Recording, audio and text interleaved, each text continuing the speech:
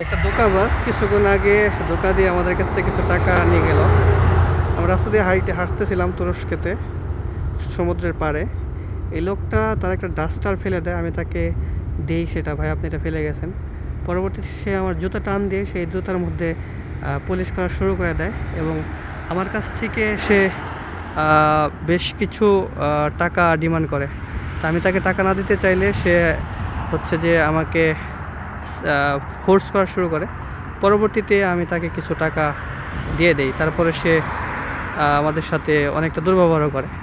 তো মানুষ আসলে সব জায়গাতে আছে এরকম খারাপ মানুষ, যেটা আসলে আমাদের সচেতন থাকতে হবে যাতে করে এই ধরনের মানুষ আমাদের থেকে সুবিধাগুলো না নিতে পারে।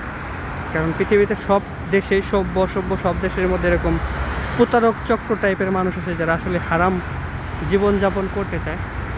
এই আমাদের কাছে জুলুম করে কিছু টাকা রেখে দিয়েছে, তো আমাদের কষ্ট হয়নি, তবে আমরা টাকাটা দিয়ে দিয়েছি তাকে। কিন্তু সে কাজটা মোটেও ভালো করে না, সেটা তার দেশের রেপুটেশনটা নষ্ট করলো। ধন্যবাদ সবাইকে।